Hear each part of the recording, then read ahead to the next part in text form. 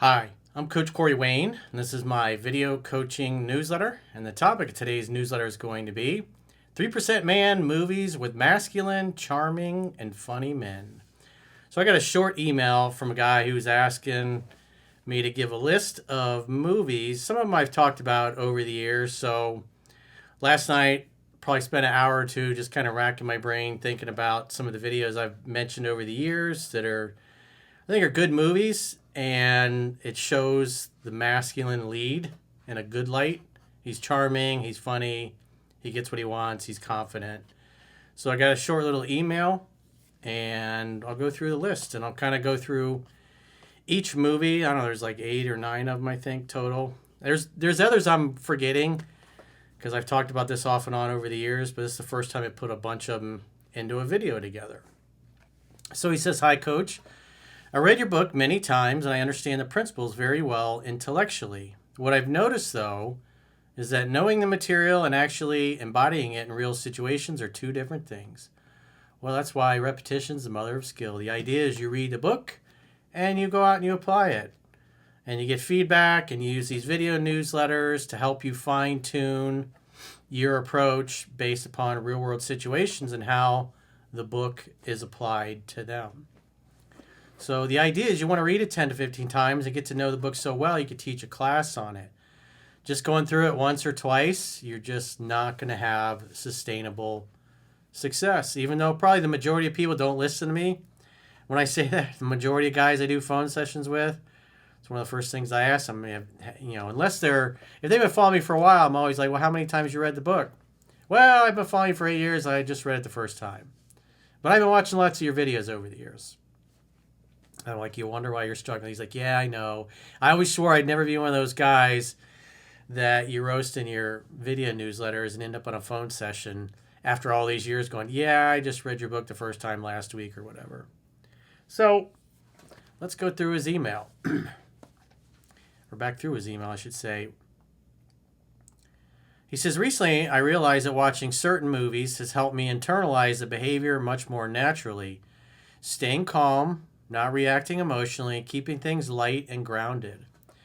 Casino Royale was a good example of that for me, and that's the one with Daniel Craig. He says, that made me curious. Are there specific movies you personally recommend that I feel model the right masculine behavior? Not theory, but behavior you can absorb and imitate. I genuinely appreciate any recommendations you think are worth studying. So let's go through the list. And on the article on the website, I'll have links that'll take you to Amazon, the Prime Video, so you can watch it or buy it or get a copy. But first and foremost is Casino Royale. That was the first James Bond that Daniel Craig did. And there's a lot of really good parts in it. And he's very stoic, very masculine, just goes for the things he wants without fear.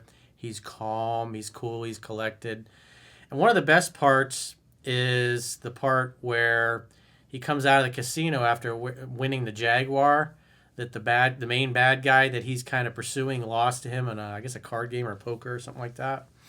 And so he walks out and he's about to get in the car, and the bad guy, his girlfriend comes along, and she says something.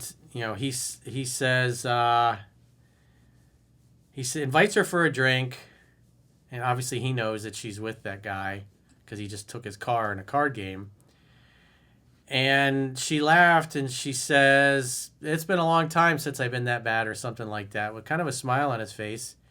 Then he has a little smirk and he's just like, well, maybe you're just a little out of practice. And he just stands there. Remember, in negotiation, he who speaks first loses. And he's got a smirk on his face. And for a slight second, she gets kind of like a, how dare you, I'm with somebody kind of look on her face. And then she laughs. And then she hops in the car and they drive around in a circle and they go to his room. And he spends a lovely evening with her. And then ultimately her boyfriend finds out about that and offs her in the movie. But James Bond gets his revenge. But it's a really good movie just because it presents a healthy masculine archetype. Plus he's funny and he's charming. He's calm. So the next one is The Tailor of Panama, and that's with Pierce Brosnan. And so that's a really, really good movie because he's pretty aggressive. He's kind of a smart ass. parts in the movie where the women are like, "Oh, there's no way I'm sleeping with you," and he just got a smart ass come back to her, and of course he ends up sleeping with her. So that's another good one to watch. One I referenced in 3% Man. That movie's Russell Crowe. It's called Cinderella Man. And what I really liked about that, and obviously you guys that have been good students and read the book, there's a part in the book where, because I guess he was retired, this is during the Great Depression, wasn't fighting anymore, and he's got no work. He's having a hard time feeding his family. The power's getting turned off because they just don't have the money. And so he decides to go back into boxing because a promoter approaches him. They need a fighter. She says, "No, I don't want you to go." And he's just like, "I got to do this." She's like, "Well, I'm not going to support you." And he's like, "I got to do it anyways. Man does what he must, despite the consequences." And of course, she ends up listening on the radio, and I think she shows up at the end of the fight. And just a good movie because he's in a strong man in a difficult situation. Despite the protests of his wife, he's like, "I'm doing this." So one of the dogs is chewing a deer antler and rubbing the metal leg of my little computer table. So that's what the noise is. So the other day she was gnawing on the deer antler throughout the video, and guys were like, "What the hell is that weird noise?" So another movie that I think is really good is Swingers.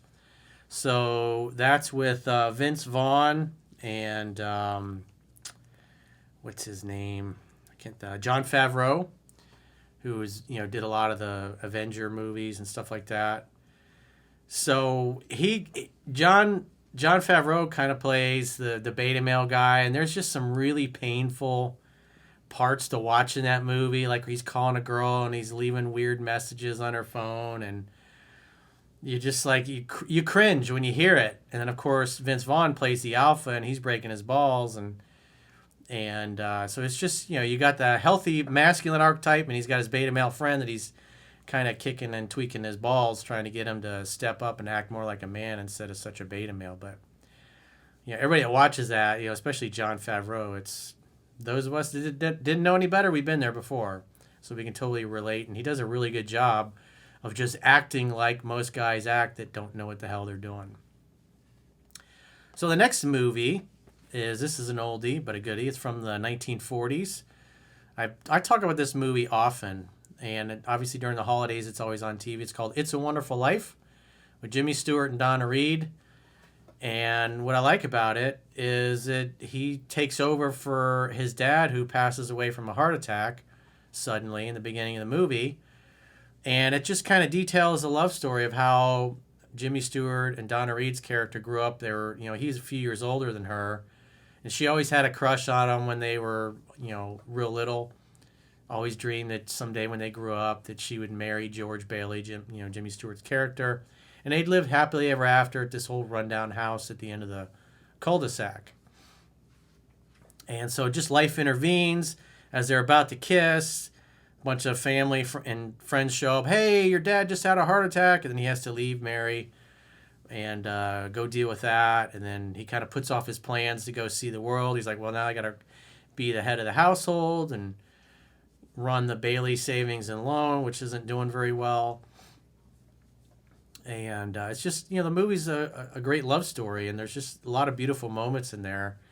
It just shows how women will pursue you. You act like a man, they'll pursue you. There's other women, like Violet's another one. She's like one of the really beautiful girls in town that all the guys want to see. There's parts in there where, George is kind of walking down the street. Violet's there, and these three guys come over. "Hey, baby, can I take you somewhere? Hey, baby, can I light your cigarette? Hey, baby, can I buy you something? Hey, baby, can I take you to dinner?" And, they're trying to do things because they're seeking her attention and validation.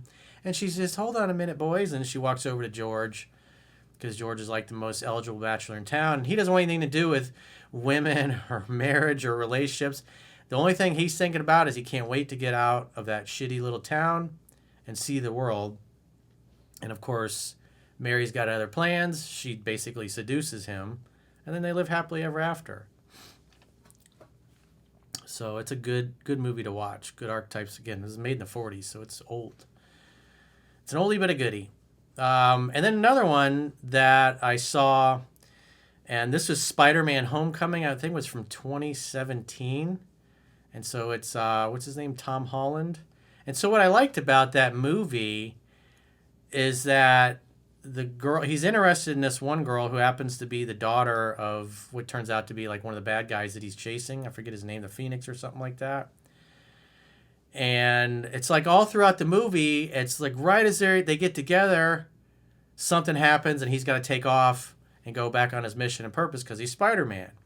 And so he's kind of dipping out, and she kind of starts to get an inkling that he might be Spider-Man. And then you got, what's her name, Zendaya, the actress, who they're actually together in real life now apparently. And I guess at the end of the movie, like he kisses her because the other girl moves away after her father gets arrested or whatever. He dies. I can't remember. Dad turns out to be a bad dude.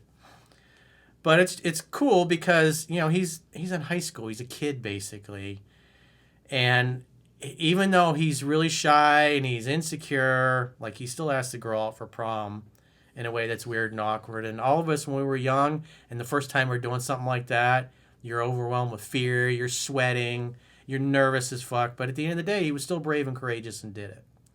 So even though how he handled it, he didn't handle it like James Bond because he's in fucking high school.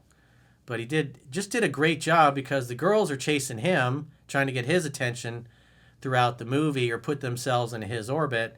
But he's always got something that's kind of taking him away and he's got to run off. And the girls are like, what the hell? Which makes them even more interested. And that's why I liked it. The movie that came right after it, though, the one that came out in 2019 where they're in Europe, it's like they turn, I was thinking a continuation, but they just turned Tom Holland into a total fucking pussy and a beta male, and he's afraid of his own shadow, and he's afraid of his girl, and it's, just not a good archetype. But the Spider-Man Homecoming is really good, and I suspect people that were working on that movie or the writers probably were familiar with my work, because you can always kind of tell by how the characters are presented. Another one, this is an older one. This was one of the first movies that Clint Eastwood directed. And it's an older man, William Holden. He was a very famous actor. I think it was made in the 60s, if I remember right. And so you got this, this is like during the hippie and, all the stuff going on in the 70s, the anti-war movement and all that stuff. And so there's this beautiful girl, I can't think of her name, but she's really young. She's like 18, run away from home, comes from a broken home. And he's this, real estate agent. And I think he's divorced, and he's kind of cranky and crabby. And so they end up meeting somehow, and she just kind of tags along. And he kind of takes her in and is helping her out. And so she's like free love kind of thing. And, part of the movie, at some point in the movie, she's basically, hey, you want to hook up, kind of. And he's like, okay. So they kind of start a relationship. And it's just a real cute love story where you got this masculine, stoic, older man who's calling her out, kind of like a father figure to her, and they end up dating and hooking up. So it's just a cool story. Another one, this is with Philadelphia Story. This is with Katharine Hepburn, the late great Cary Grant, and Jimmy Stewart's also in that particular movie. And it's just a lot of good bantering from Cary Grant, a lot of breaking balls. And I think he, if I remember right, he was married to Katharine Hepburn. They got divorced, but they still know each other. I think they work in, they're news reporters or something like that. And you can tell he kind of still wants her or whatever. And I think she's kind of seeing Jimmy Stewart. And Jimmy Stewart kind of plays a little bit of a beta male in that role. But that was a good one where it's just good, playful banter.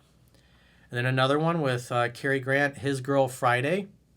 Same thing, lots of good banter, playfulness, just not putting up with a woman's bullshit, calling her out on it.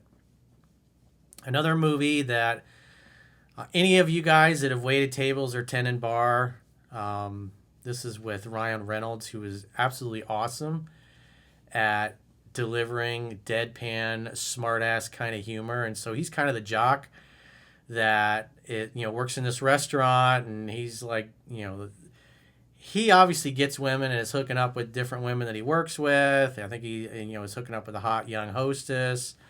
And then you got the manager that is just a total dork who's kind of hitting on the hostess. And so people are trolling him. And it's just a really funny movie. And I loved it just because anybody that's waited tables, there's so many things in there. Clearly the writers had waited tables and they know what it's like. And it was just a fun movie. And like I said, Ryan Reynolds he's just the man, masculine guy, and does what he wants, sleeps with the girls that he wants. And he's always got a better, funnier, cockier, more smart ass type of comeback. Another one that's a great movie, it was made in the late 90s with Ron Livingston and Jennifer Aniston, called Office Space. And so he just gets to the point where he's just like, I'm tired of living this way, living in this little cubicle, and I'm just not going to go to work anymore. I'm going to do what I want. There's this cute girl at the restaurant. I'm going to ask her out. And he just goes and does it, and he's just very matter of fact and doesn't give a damn what other people think. And it's just a great, hilarious movie. And last but not least, this is actually a documentary on one of the greatest male actors to ever live, who embodied dangerous masculinity, and it's called I Am Steve McQueen. And so you got his widow, you have two of his ex-wives that are in it, you have that supermodel, I can't think of her name, she's really beautiful. She used to be a Victoria's Secret model. She's in it, and so they got these beautiful women. Just talk about Steve McQueen and the sex appeal that he oozed, and there's lots of clips from the movies in there and how he lived his life. He was just a man's man. One of the quotes he said, you only go around once in life, and I'm going to grab a handful of it, and he absolutely did. He was known for, and again, you'll see this in the documentary, I think it was the Beverly Hills Hotel. He kind of had an office there. He had a suite that was like always his, and every time he met a new starlet or up-and-coming one, he'd always take him there to hook up. And he just slept with who he wanted. He did what he wanted. And that's where I saw one of my favorite Steve McQueen quotes that I actually have on my wall in a picture.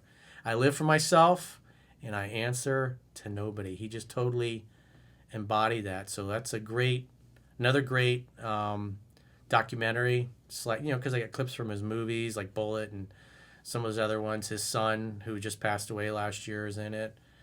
I think his name was Robbie McQueen. He was in the original Karate Kid in the early 80s. And when he was young, he raced cars just like his dad. His dad got him into racing, and I guess about 10, 15 years ago, he had a really bad wreck, had internal injuries, and that just basically shortened his life. He had a lot of complications because of it. So he just passed away, I think it was last year or the year before. So those are, there's more. I know there's more that I'm leaving out, but, I was racking my brain thinking about which ones would be good ones to watch. A lot of playfulness, a lot of charm, a lot of smart-ass type of humor, not taking shit, breaking a woman's balls, that kind of thing. In other words, treating her like a bratty little sister, which, all these movies, these guys do a good job of that. So if you got a question or a challenge and you'd like to get my help, go to understandingrelationships.com, click the coaching tab at the top of your screen on any page of my website, and book a coaching session with yours truly. If you haven't already signed up for our exclusive premium members-only content, in the video description of this video, there are links to join on YouTube, or you can join on Spotify, or our website, understandingrelationships.com. Just click the plans tab when you get there. And you can do a 7-day free trial to get access to our premium members content library, so you can see all the great content you get for your money. And if you choose an annual plan, you can get a 25% discount at the end of the 7-day free trial. So go to understandingrelationships.com, click the plans tab, sign up for a premium membership trial today. And until next time, we'll talk to you soon.